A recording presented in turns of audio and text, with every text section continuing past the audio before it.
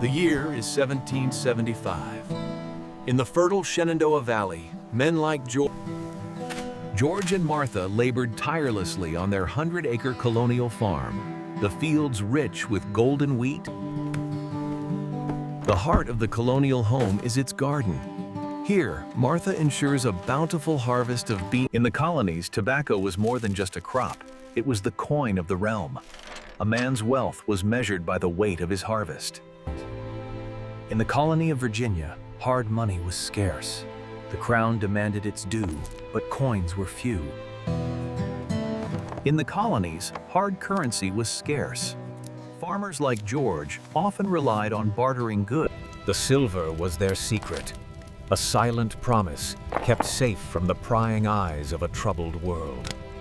By the authority vested in this esteemed Parliament, this new levy on the colonies is hereby enacted. The streets of Philadelphia simmered with rebellion. The delegate, clutching the worthless continental currency. It was the dawn of a new day, the dawn of war. These young men stood ready to face the might of the crown. Every able-bodied patriot was called to service. For George and his sons, their duty was clear: feeding the Continental Army. The time for debate had passed. Now, the arduous task of forging a new republic began with this singular act of defiance. In the heart of Philadelphia, the Hall and Sellers Press worked tirelessly, churning out the currency that fueled a young nation's fight for independence. As Secretary of the Continental Congress, Charles Thompson meticulously signs the newly authorized currency, giving. Born from the fires of revolution, the Continental dollar soon faced its own storm. A sea of paper. The farmer had amassed a fortune in continental currency, yet it was barely enough to buy a single sack of flour. Though he had served his country faithfully, the tailor could not accept the depreciated paper currency. The soldier's pay was, in essence, worthless. Worthless, they called it. A continental was nothing more than wallpaper, fit only for the mud. George had tilled the soil from dawn till dusk, yet the harvest remained uncertain. But with Martha, they knew that a sound, stable currency, backed by gold and silver, was essential for liberty. The streets hummed with the fervor of a new republic. Here, in the marketplace, the future of American commerce was being forged. With the ledger balanced and payment made, the Continental Army secured vital provisions thanks to the proud support of local patriots like George. The Continental dollar, authorized by the Congress. Note the sundal and the Latin phrase, "Mind your business." Here we see the scales of commerce, perfectly balanced. On one side, continental paper currency. On the other, an equal weight in silver coin. The growing colonial economy relied heavily on stable transactions, ensuring the smooth flow of goods across the territories. For the merchant, the true value of the silver outweighed the mountain of paper, casting a long shadow of doubt over the day's trade. George the farmer was troubled by the rising cost of supplies.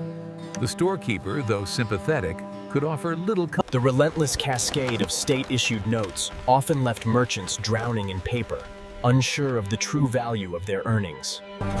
This was the British strategy, weaponizing the printing press. For every genuine continental dollar, they aimed to.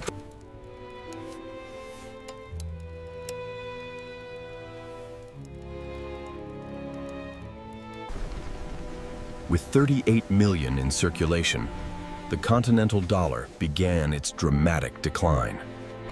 A 75% loss. The 4 paper dollars held by the merchant now possess the value of a single. The Continental Congress kept the printing presses running, hoping to finance the war. But as the currency flooded the... And then the deluge came. 200 million continental dollars, flooding the countryside and With tensions rising in the shipyard, the price of labor exploded. The daily wage soared from a mere 3 shillings to a staggering 60 sessions.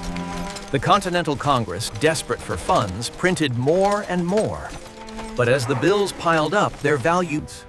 With his army freezing and the continental currency nearly worthless, General Washington penned a desperate plea to the Congress. The reports from across the Atlantic painted a dire picture for the colonists.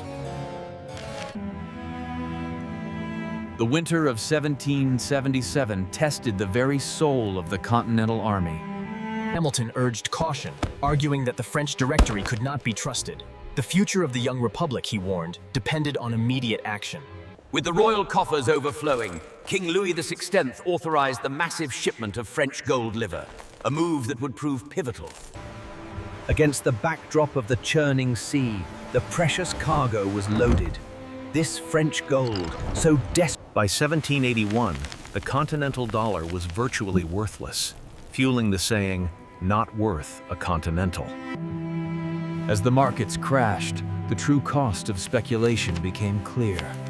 His fortune had evaporated.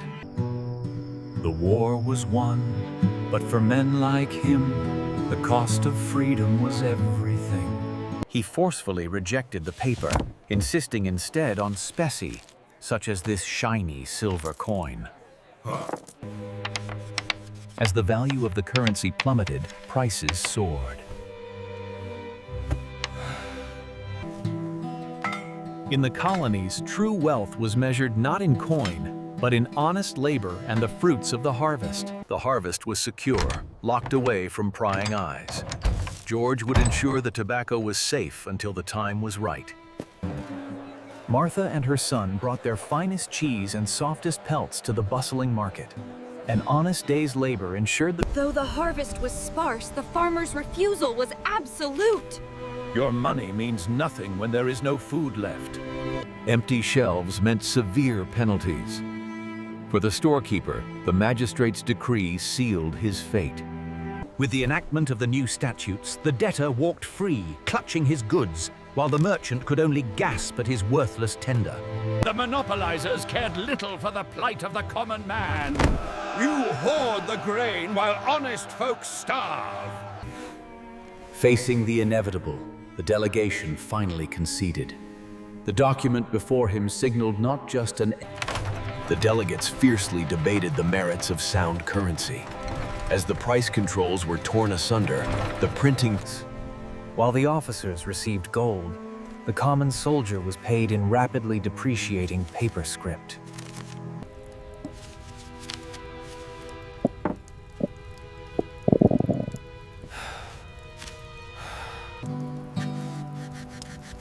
The winter at Valley Forge tested the souls of men. Joseph Plum Martin held his pay, a mountain of continental dollars. A cruel joke, given a loaf of bread cost nearly as much. From the dim tavern to the halls of power, the soldiers presented their petition, a desperate plea for relief after years of sacrifice.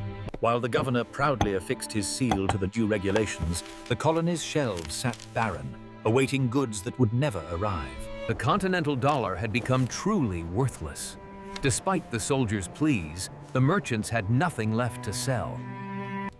With these new notes, the Crown guarantees a full 6% interest, payable upon demand.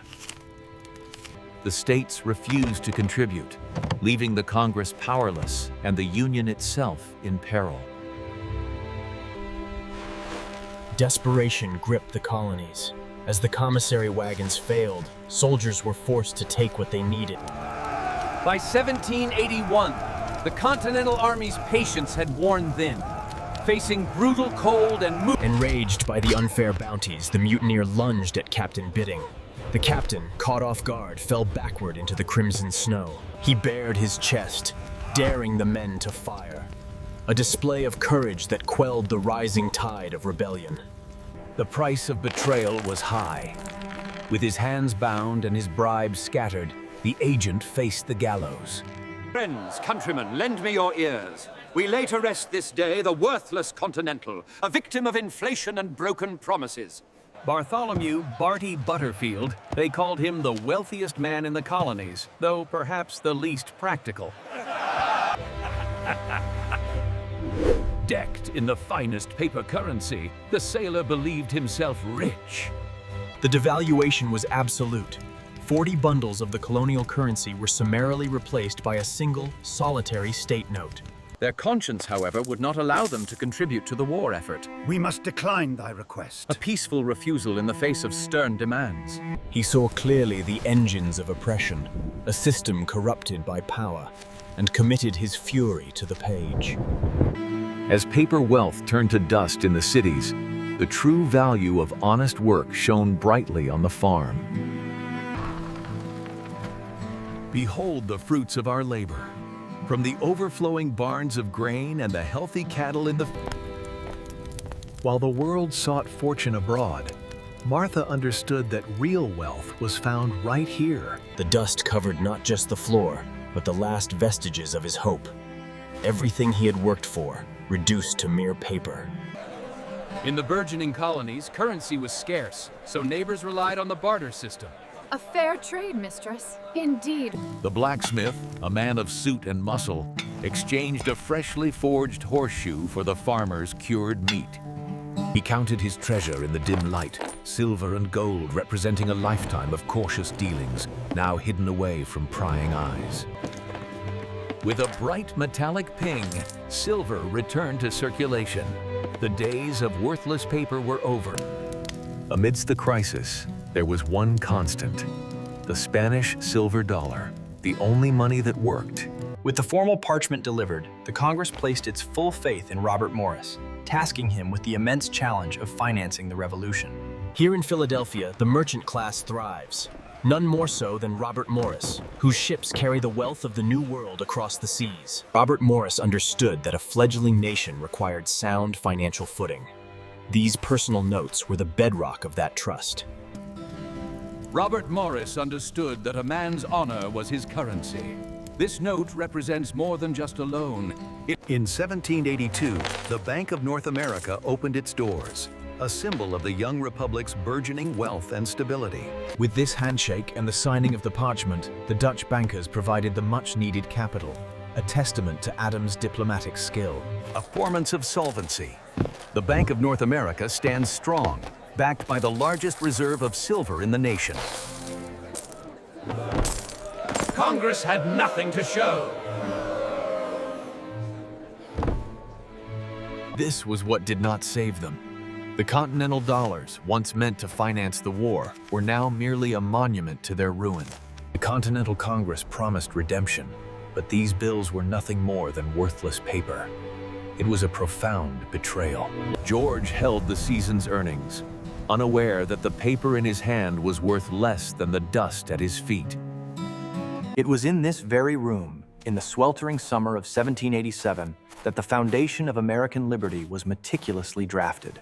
Oliver Ellsworth, seeing the deadlock, rose with an authority few men in the chamber could match, prepared to deliver his decisive compromise. Backed by Morris, Roger Sherman denounced the reckless printing of currency, demanding sound money backed by substance. The power to issue paper money, these bills of credit, was seen as an engine of injustice. Thus, they were struck from the ledger.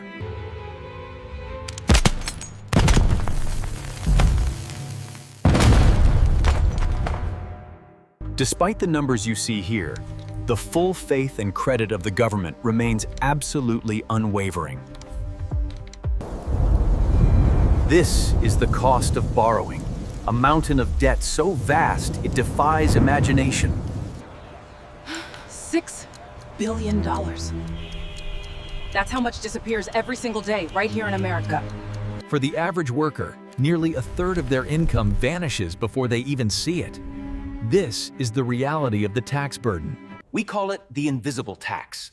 A farmer's hard-earned grain literally dissolving before his eyes, documented right here in this ledger. While the people saved in gold, the presses ran in shadow, siphoning the very essence of their labor into thin air. She trusted the paper, a naive belief in its lasting worth. But as the shadows grew, beginning in 1971, with just $600 billion, the supply exploded upward, A relic from 1571. Back then, this dollar was robust. Today, The young republic faced ruin. Its currency, the Continental dollar, was worthless, fueling the need for a stronger union. The promise of payment turned to ash in their hands, a worthless scrap of paper, leaving both the soldier and the merchant imprisoned by debt and betrayal. In the flickering light of the hearth, the weight of their world settled upon them. This was the final question. What is real value? Is it the promise of paper or the weight of true substance? To support the channel and ensure you never miss an update, hit that subscribe button and ring the bell. All your favorite articles and podcasts, streamlined into one efficient flow.